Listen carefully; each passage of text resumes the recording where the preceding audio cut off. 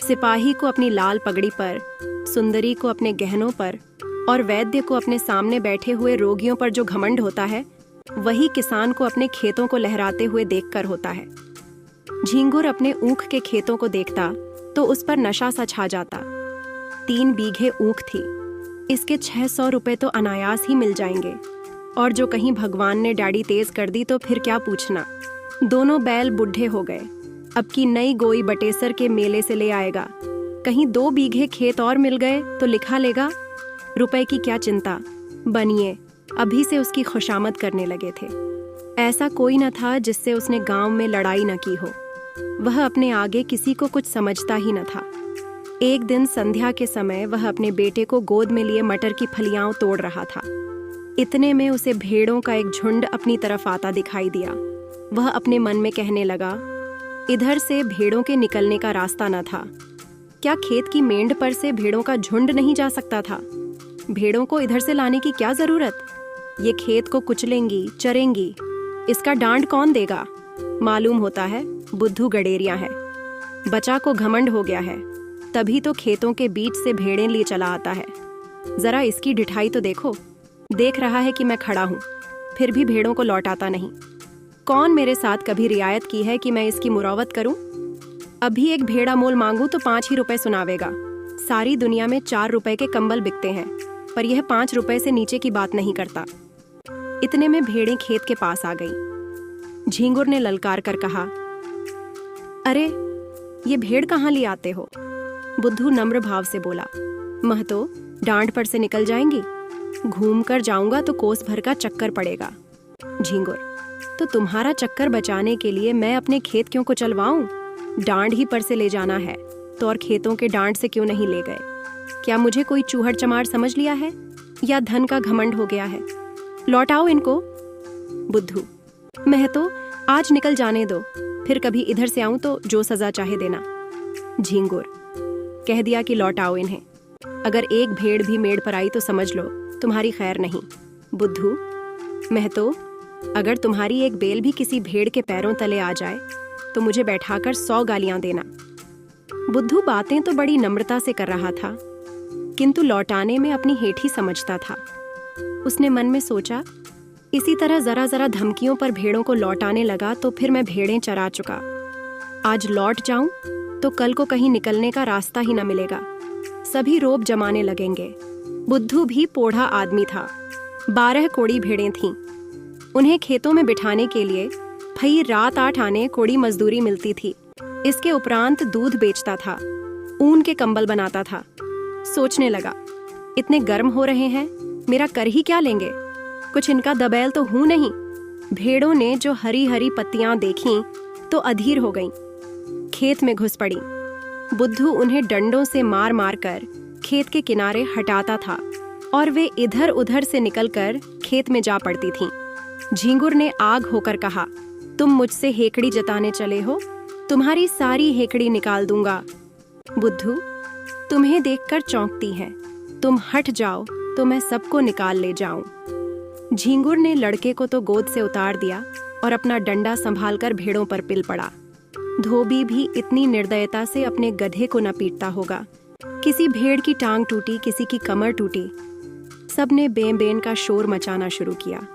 बुद्धू चुपचाप खड़ा अपनी सेना का विध्वंस अपनी आंखों से देखता रहा।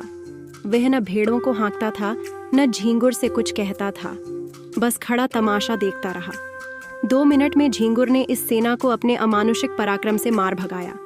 मेष दल का संहार करके विजय गर्व से बोला, अब सीधे चले जाओ, फिर इधर से आने का नाम न लेना। बुद्धू ने आहत भेड़ों की ओर देखते हुए कहा, झींगुर, तुमने यह अच्छा काम नहीं किया, पछताओगे। केले को काटना भी इतना आसान नहीं जितना किसान से बदला लेना। उसकी सारी कमाई खेतों में रहती है या खलिहानों में। कितनी ही दैविक और भौतिक आपदाओं के बाद कहीं अनाज घर में आता है, और जो कहीं इन आपदाओं के साथ विद्रोह ने भी संधि कर ली तो बेचारा किसान कहीं का नहीं रहता। झींगुर ने घर आकर दूसरों से इस संग्राम का वृत्तांत कहा तो लोग समझाने लगे, झींगुर, तुमने बड़ा अनर्थ किया, जानकर अनजान बनते हो। बुद्धू को जानते नहीं, कितना झगड़ालू आदमी है, अब भी कुछ नहीं बिगड़ा, जाकर उसे मना लो। नहीं तो तुम्हारे साथ सारे गांव पर आफत आ जाएगी। झींगुर की समझ में बात आई। पछताने लगा कि मैंने कहां से कहां उसे रोका। अगर भेड़ें थोड़ा बहुत चर ही जाती तो कौन में उजड़ा जाता था। वास्तव में हम किसानों का कल्याण दबे रहने में ही है। ईश्वर को भी हमारा सिर उठाकर चलना अच्छा नहीं लगता। जी तो बुद्धू के घर जाने को न चाहता था, किंतु दूसरों के आग्रह से मजबूर होकर चला। अगहन का महीना था, कोहरा पड़ रहा था, चारों ओर अंधकार छाया हुआ था। गांव से बाहर निकला ही था कि सहसा अपने ऊख के खेत की ओर अग्नि की ज्वाला देखकर चौंक पड़ा। छाती धड़कने लगी। खेत में आग लगी हुई थी। बेतहाशा दौड़ा, मनाता जाता था कि मेरे खेत में ना हो। पर ज्यों-ज्यों समीप पहुंचता था, यह आशामय भ्रम शांत होता जाता था। वह अनर्थ हो ही गया, जिसके निवारण के लिए वह घर से चला था। हत्यारे ने आग लगा ही दी और मेरे पीछे सारे गांव को चौपट किया। उसे ऐसा जान पड़ता था कि वह खेत आज बहुत समीप आ गया है, मानो बीज के प्रति खेतों का अस्तित्व ही नहीं रहा। अंत में जब वह खेत पर पहुंचा तो आग प्रचंड रूप धारण कर चुकी थी। झींगुर ने हाय हाय मचाना शुरू किया। गांव के लोग दौड़ पड़े और खेतों से अरहर के पौधे उखाड़कर आग को पीटने लगे। अग्नि मानव संग्राम का भीषण दृश्य उपस्थित हो गया। एक पहर तक हाहाकार मचा रहा। कभी एक प्रबल होता था, कभी दूसरा। अग्नि पक्ष के योद्धा मरमर कर जी उठते थे और द्विगुण शक्ति से रणोन्मत्त होकर शस्त्र प्रहार करने लगते थे। मानव पक्ष में जिस योद्धा की कीर्ति सबसे उज्जवल थी, वह बुद्धू था। बुद्धू कमर तक धोती चढ़ाए, प्राण हथेली पर लिए, अग्निराशि में कूद पड़ता था और शत्रुओं को परास्त करके बाल बाल बचकर निकल आता था। अंत में मानव दल की विजय हुई, किंतु ऐसी विजय जिस पर हार भी हंसती। गांव भर की ऊख जलकर भस्म हो गई और ऊख के साथ सारी अभिलाषाएं भी भस्म हो गईं। आग किसने लगाई, यह खुला हुआ भेद था, पर किसी को कहने का साहस न था। कोई सबूत नहीं, प्रमाणहीन तर्क का मूल्य ही क्या। झींगुर को घर से निकलना मुश्किल हो गया। जिधर जाता ताने सुनने पड़ते। लोग प्रत्यक्ष कहते थे, यह आग तुमने लगवाई, तुम ही ने हमारा सर्वनाश किया, तुम ही मारे घमंड के धरती पर पैर न रखते थे, आपके आप गए, अपने साथ गांव भर को डुबो दिया। बुद्धू को न छेड़ते तो आज क्यों यह दिन देखना पड़ता। झींगुर को अपनी बर्बादी का इतना दुख न था जितना इन जली कटी बातों का। दिन भर घर में बैठा रहता। पूस का महीना आया, जहां सारी रात कोल्हू चला करते थे। गुड़ की सुगंध उड़ती रहती थी, भट्ठियां जलती रहती थीं और लोग भट्ठियों के सामने बैठे हुक्का पिया करते थे। वहां सन्नाटा छाया हुआ था। ठंड के मारे लोग सांझ ही से किवाड़े बंद करके पड़ रहते और झींगुर को कोसते। माघ और भी कष्टदायक था।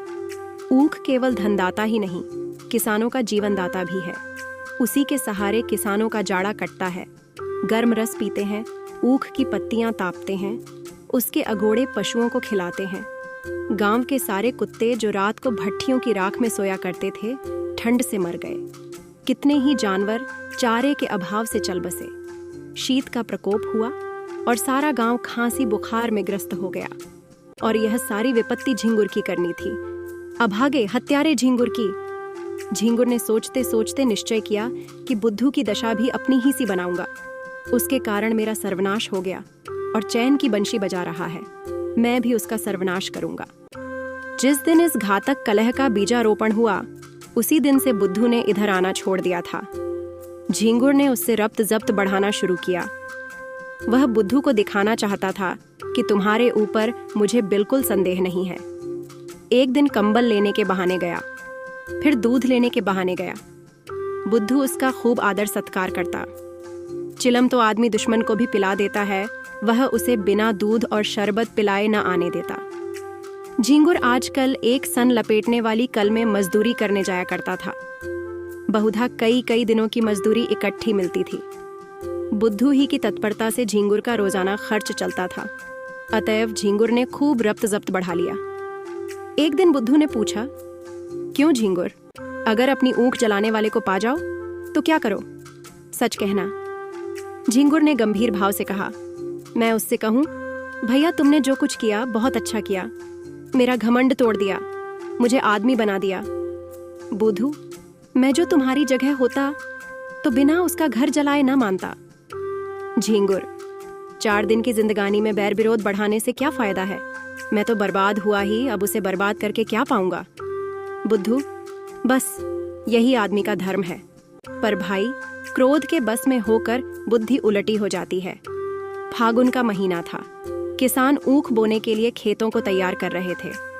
बुद्धू का बाजार गर्म था। भेड़ों की लूट मची हुई थी।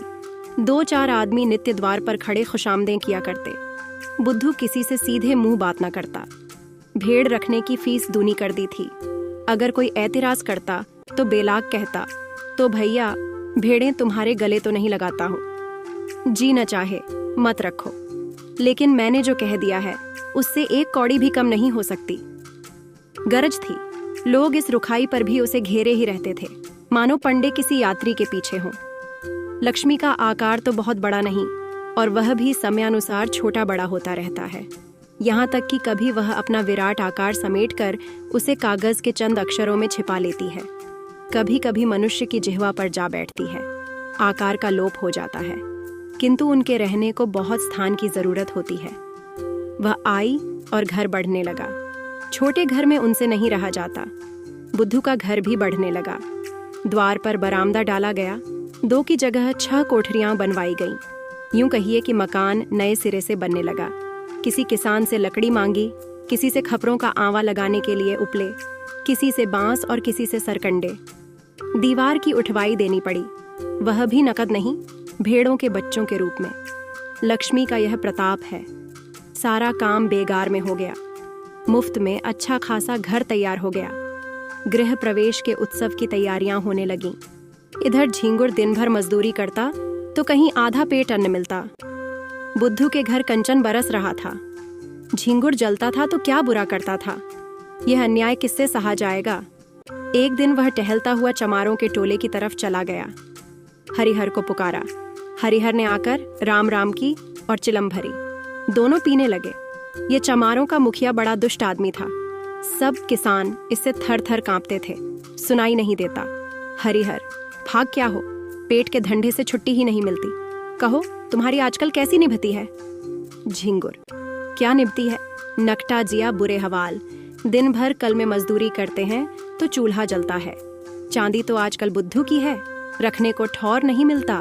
नया घर बना, भेड़ें और ली हैं। अब गृह प्रवेश की धूम है। 7 गांव में सुपारी जाएगी। हरिहर लक्ष्मी मैया आती है तो आदमी की आंखों में सील आ जाता है। पर उसको देखो, धरती पर पैर नहीं रखता। बोलता है तो ऐंठ ही कर बोलता है। झींगुर, क्यों ना ऐंठे? इस गांव में कौन है उसकी टक्कर का? पर यार, यह अनीति तो नहीं देखी जाती। भगवान दे तो सिर झुकाकर चलना चाहिए। यह नहीं कि अपने बराबर किसी को समझे ही नहीं। उसकी डींग सुनता हूँ तो बदन में आग लग जाती है। कल का बाणी आज का सेठ चला है हम ही से अकड़ने। अभी कल लंगोटी लगाए खेतों में कौए हकाया करता था, आज उसका आसमान में दिया जलता है। हरिहर कहो तो कुछ उद्योग करूं? झींगुर, क्या करोगे? इसी डर से तो वह गाय भैंस नहीं पालता। हरिहर, भेड़ें तो हैं। झींगुर, क्या? बगुला मारे पखना हाथ। हरिहर, फिर तुम ही सोचो। झींगुर, ऐसी झुगुत निकालो कि फिर पनपने न पावे। इसके बाद फुसफुस करके बातें होने लगीं। वह एक रहस्य है कि भलाइयों में जितना द्वेष होता है, बुराइयों में उतना ही प्रेम। विद्वान विद्वान को देखकर, साधु साधु को देखकर और कवि कवि को देखकर जलता है। एक दूसरे की सूरत नहीं देखना चाहता। पर जुआरी जुआरी को देखकर, शराबी शराबी को देखकर, चोर चोर को देखकर सहानुभूति दिखाता है, सहायता करता है। एक पंडित जी अगर अंधेरे में ठोकर खाकर गिर पड़े तो दूसरे पंडित जी उन्हें उठाने के बदले 2 ठोकरें और लगाएंगे कि वह फिर उठ ही न सकें। पर एक चोर पर आफत आई देख दूसरा चोर उसकी मदद करता है। बुराई से सब घृणा करते हैं, इसलिए बुरों में परस्पर प्रेम होता है। भलाई की सारा संसार प्रशंसा करता है, इसलिए भलों से विरोध होता है। चोर को मारकर चोर क्या पाएगा? घृणा। विद्वान का अपमान करके विद्वान क्या पाएगा? यश। झींगुर और हरिहर ने सलाह कर ली। षड्यंत्र रचने की विधि सोची गई। उसका स्वरूप, समय और क्रम ठीक किया गया। झींगुर चला तो अकड़ा जाता था। मार लिया दुश्मन को, अब कहाँ जाता है? दूसरे दिन झींगुर काम पर जाने लगा तो पहले बुद्धू के घर पहुंचा। बुद्धू ने पूछा, क्यों, आज नहीं गए क्या? झींगुर, जा तो रहा हूं। तुमसे यही कहने आया था कि मेरी बछिया को अपनी भेड़ों के साथ क्यों नहीं चरा दिया करते। बेचारी खूंटे से बंधी बंधी मरी जाती है, न घास न चारा, क्या खिलाई। बुद्धू, भैया मैं गाय भैंस नहीं रखता। चमारों को जानते हो, एक ही हत्यारे होते हैं। इसी हरिहर ने मेरी 2 गूयें मार डाली, न जाने क्या खिला देता है। तब से कान पकड़े कि अब गाय भैंस न पालूंगा। लेकिन तुम्हारी एक ही बचिया है, उसका कोई क्या करेगा। जब चाहो पहुंचा दो। यह कहकर बुद्धू अपने गृहोत्सव का सामान उसे दिखाने लगा। घी, शक्कर, मैदा, तरकारी सब मंगा रखा था। केवल सत्यनारायण की कथा की देर थी। झींगुर की आंखें खुल गईं। ऐसी तैयारी न उसने स्वयं कभी की थी और न किसी को करते देखी थी। मजदूरी करके घर लौटा तो सबसे पहला काम जो उसने किया वह अपनी बचिया को बुद्धू के घर पहुंचाना था। उसी रात को बुद्धू के यहाँ सत्यनारायण की कथा हुई। ब्रह्मभोज भी किया गया। सारी रात विप्रों का आगत स्वागत करते गुजरी। भेड़ों के झुंड में जाने का अवकाश ही न मिला। प्रातःकाल भोजन करके उठा ही था, क्योंकि रात का भोजन सवेरे मिला, कि एक आदमी ने आकर खबर दी, बुद्धू तुम यहाँ बैठे हो, उधर भेड़ों में बछिया मरी पड़ी है। भले आदमी, उसकी पगहिया भी नहीं खोली थीं। बुद्धू ने सुना और मानो ठोकर लग गई। झींगुर भी भोजन करके वहीं बैठा था। बोला, हाय हाय मेरी बछिया, चलो जरा देखूं तो। मैंने तो पगहिया नहीं लगाई थी। उसे भेड़ों में पहुंचाकर अपने घर चला गया। तुमने यह पगहिया कब लगा दी? बुद्धू, भगवान जाने जो मैंने उसकी पगहिया देखी भी हो। मैं तो तब से भेड़ों में गया ही नहीं। गए होंगे, याद ना आती होगी। एक ब्राह्मण मरी तो भेड़ों में ही ना। दुनिया तो यही कहेगी कि बुद्धू की असावधानी से उसकी मृत्यु हुई, पगहिया किसी की हो। हरिहर, मैंने कल सांझ को इन्हें भेड़ों में बछिया को बांधते देखा था। बुद्धू, मुझे?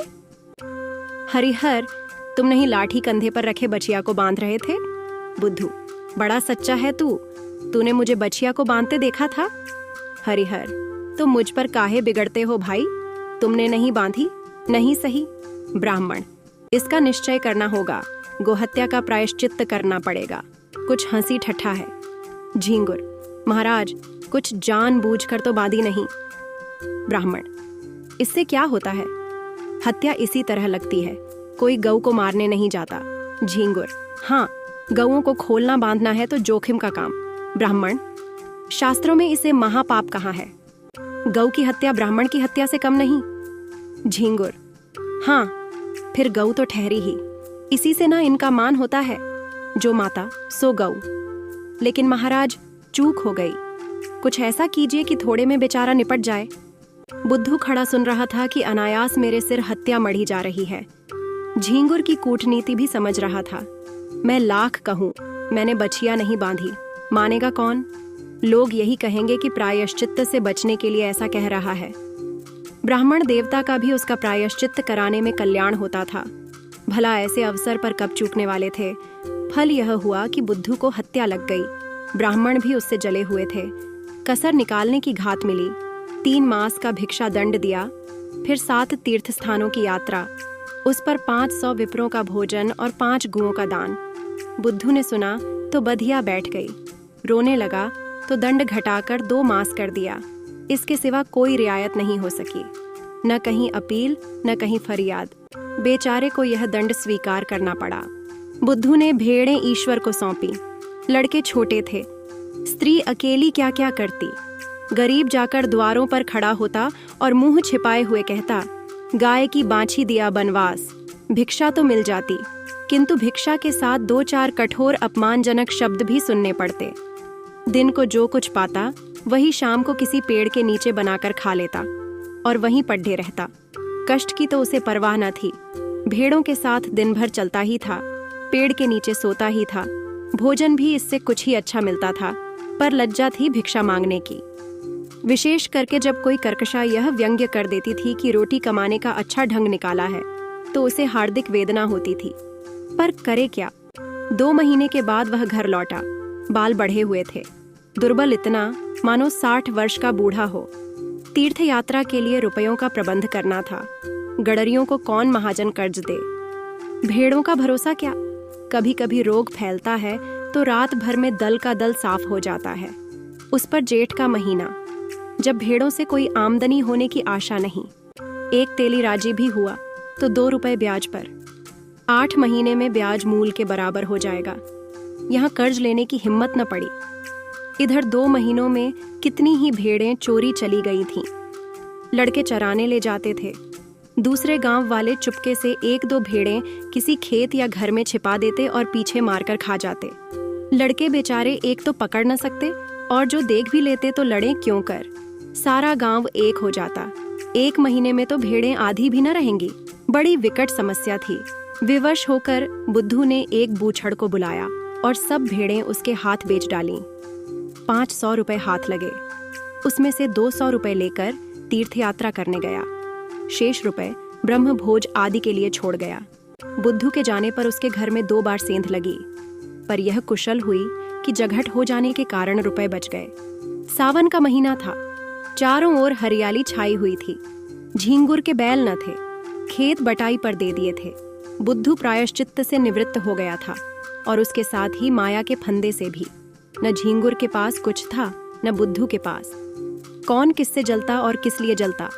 सन की कल बंद हो जाने के कारण झींगुर अब बेलदारी का काम करता था। शहर में एक विशाल धर्मशाला बन रही थी। हजारों मजदूर काम करते थे। झींगुर भी उन्हीं में था। 7वें दिन मजदूरी के पैसे लेकर घर आता था और रात भर रहकर सवेरे फिर चला जाता था। बुद्धू भी मजदूरी की टोह में यहीं पहुंचा। जमादार ने देखा दुर्बल आदमी है, कठिन काम तो इससे हो न सकेगा। कारीगरों को गारा देने के लिए रख लिया। बुद्धू सिर पर तसला रखे गारा लेने गया तो झींगुर को देखा। राम राम हुई। झींगुर ने गारा भर दिया। बुद्धू उठा लाया। दिन भर दोनों चुपचाप अपना अपना काम करते रहे। संध्या समय झींगुर ने पूछा, कुछ बनाओगे ना? बुद्धू, नहीं तो खाऊंगा क्या? झींगुर, मैं तो 1 जून चबैना कर लेता हूँ। इस जून सत्तू पर काट देता हूँ। कौन झंझट करे। बुद्धू, इधर उधर लकड़ियाँ पड़ी हुई हैं, बटोर लाओ। आटा मैं घर से लेता आया हूँ। घर ही पिसवा लिया था। यहाँ तो बड़ा महंगा मिलता है। इसी पत्थर की चट्टान पर आटा गूंधे लेता हूँ। तुम तो मेरा बनाया खाओगे नहीं, इसलिए तुम ही रोटियां सेंको, मैं बना दूंगा। झींगुर, तवा भी तो नहीं है?